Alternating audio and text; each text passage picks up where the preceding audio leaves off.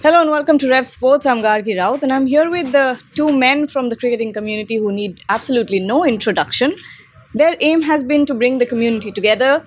Boria with Revsportz, a platform by journalists for journalists, and now Ashwin, who's coming into this domain and this wonderful auction with the winning bid that you've hosted.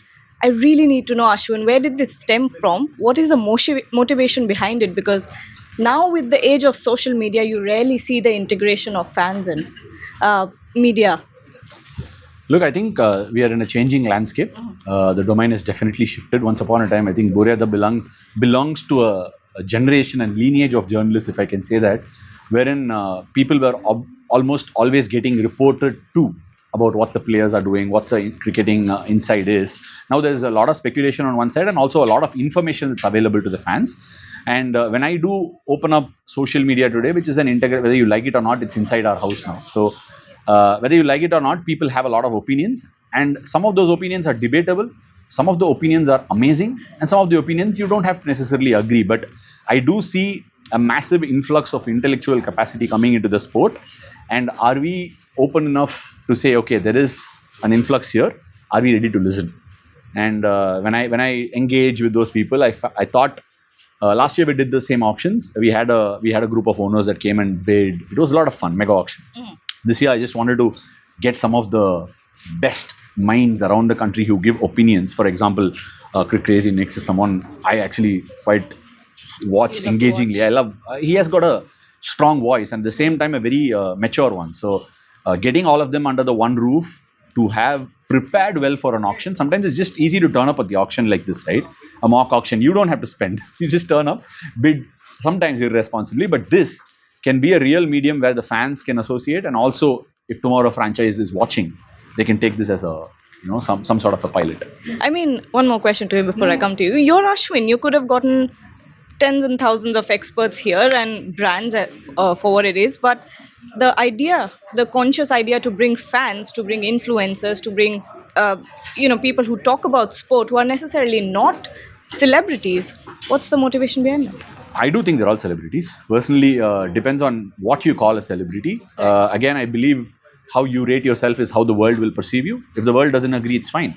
To me, it's like you said, to bring names is possible, but at the same time, I wanted to bring freshness into it. And a large part of what I've done through the channel over the last 5 years is to bring a fresh perspective into it.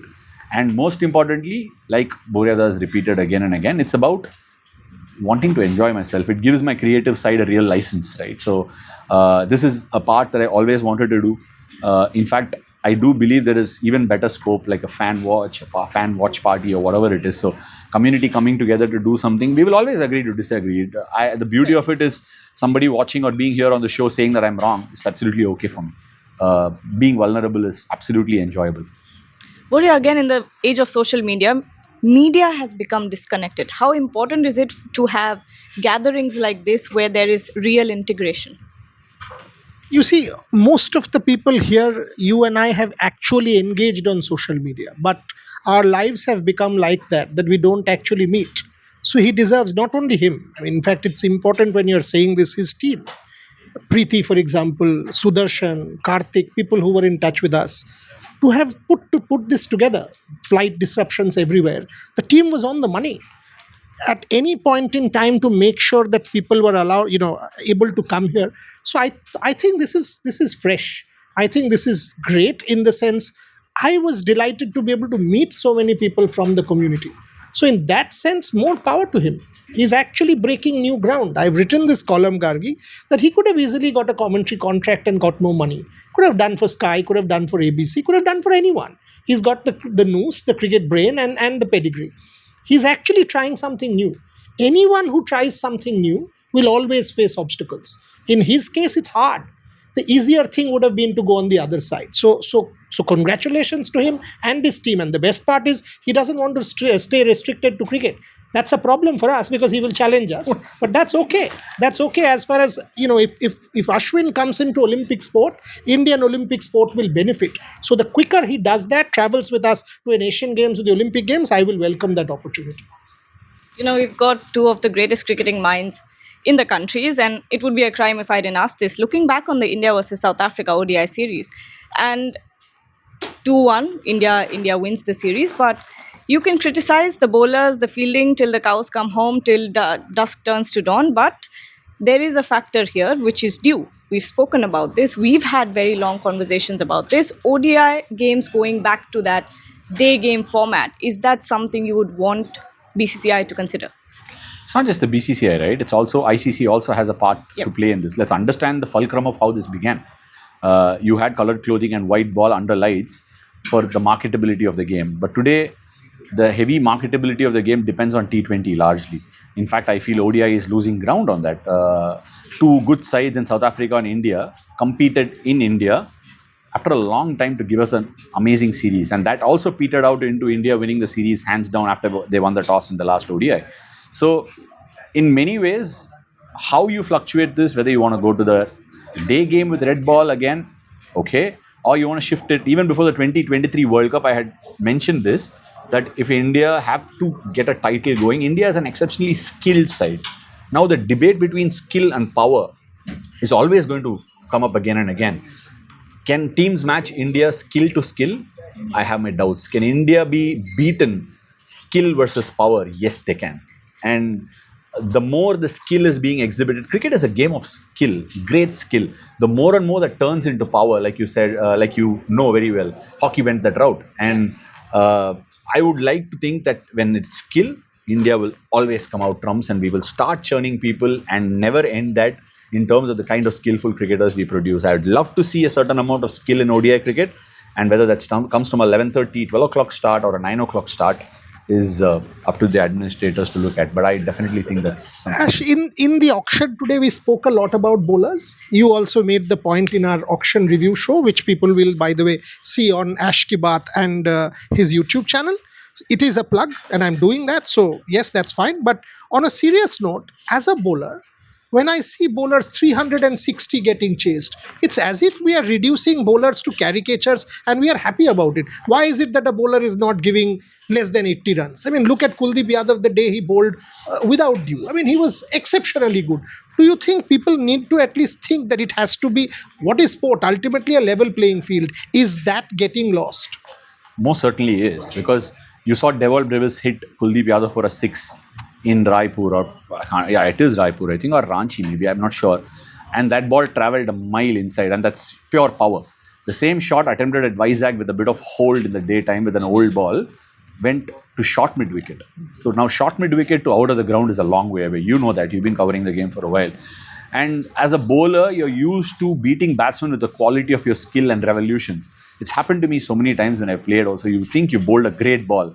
The batsman's gone away with the shot. Quality of bats, moisture in the air, dew on the ball. That's a contest you're not winning many times. With especially the courage. Sure, batsmanship has gone up. They know what they can do.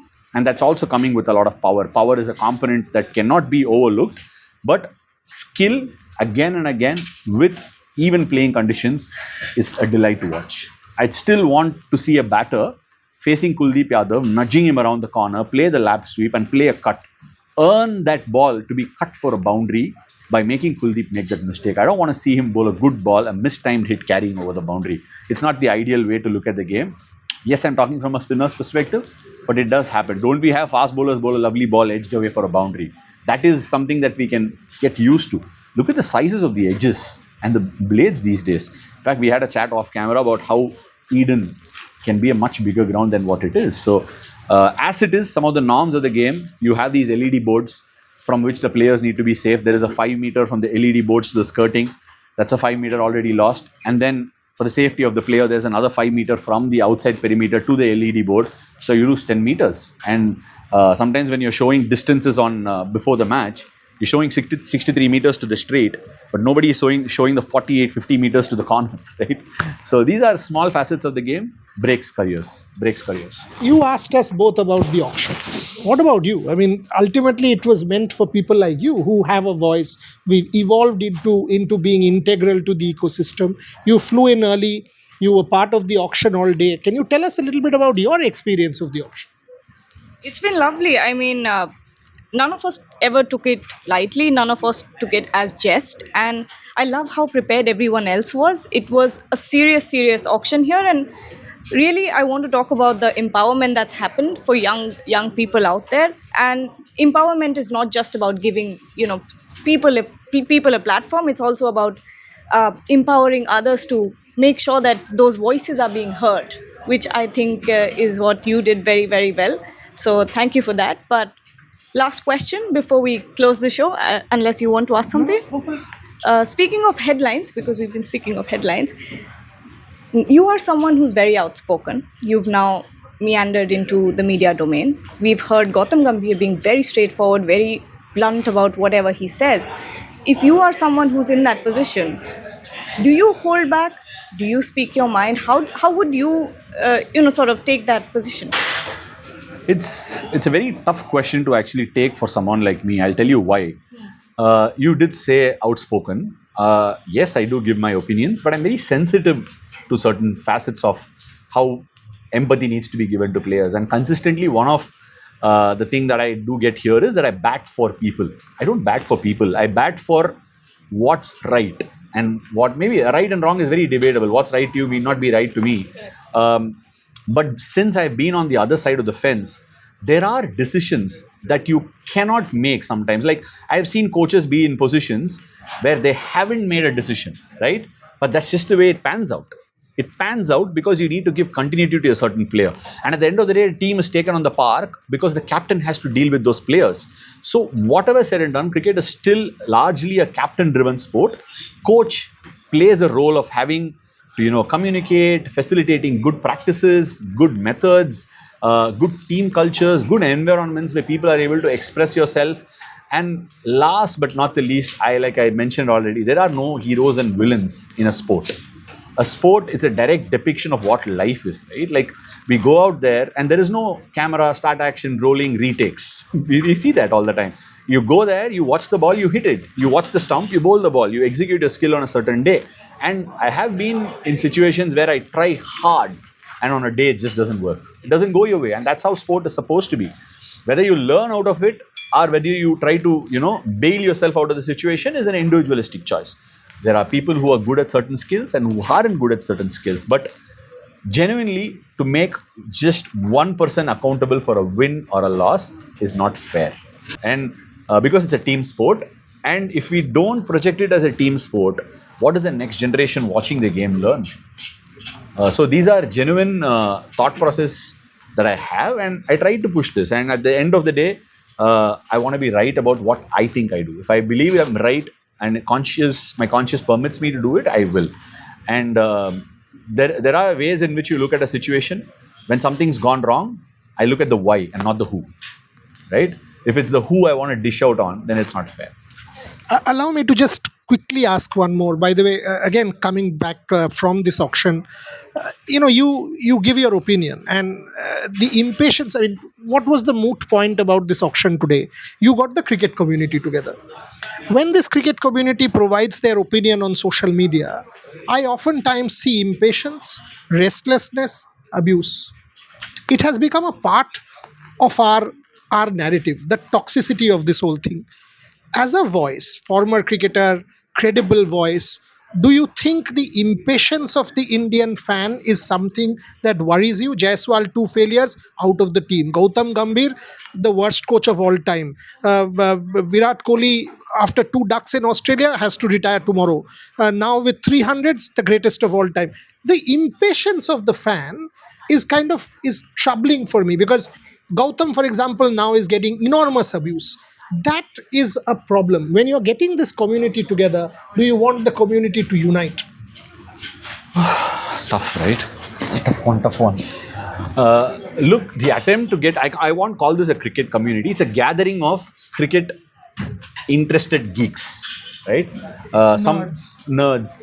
And some of these people who make opinions, I've seen them make it quite responsibly compared to some of the others. Now, it's okay to criticize anybody, okay?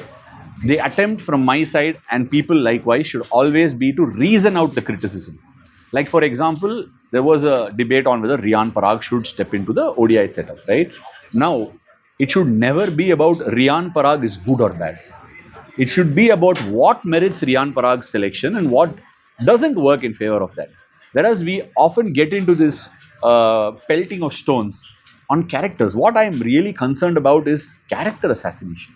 Sport should never get down to that, right? It should never get down to that. And I repeat again, fan of an individual doesn't have to be a hater of another one. Because at the end of the day, let's understand that a fan of a certain player is a responsible cricket viewer. But at some stage, if we made that fan of a certain player view it as a movie, that you have to hate the other person, then we are not doing something right. And that is where I want to say that a fan is also a responsible cricket viewer. How does it make it easy for you to be a fan of a certain player and to hate a Prasidh Krishna or hate a Harshit Rana? Criticism, and tomorrow when like I say, if Harshit Rana hasn't bowled well or somebody hasn't bowled well, I might say why that's happened. And tomorrow he does well, it's not my problem that he's done well. He does well, why has he done well? It's not about who has done well and why I should be right. I keep saying the same thing. I can make a prediction. I can make a mistake because I'm human. And that's fine. And at the end of the day, I'm not an astrologer. So people, this sort of conversation should be open. And I think there is a flex of the football culture around the world that's hopping onto the cricket community. It's a flex. Yeah. Today somebody's saying, I follow the EPL, I follow the La Liga. That's become a flex. And sure, cricket is also, that fan war is going to ignite the brand value of a certain franchise. Sure, it's great. But it's also up to certain individuals and certain people who are narrating the game to narrate it in a quite a responsible fashion. So that if there are people impacted by it who are 5 out of 10, we should try and make it 6 or 7 out of 10. So the 3 can be handled. So there's more responsibility. Use your voice responsibly and sensitively. Thank you so much, Ashwin and Boria, for joining us. And to everyone who's watching us, watch The Winning Bid on Crickpedia and Carrom Ball Media. Thank you so much.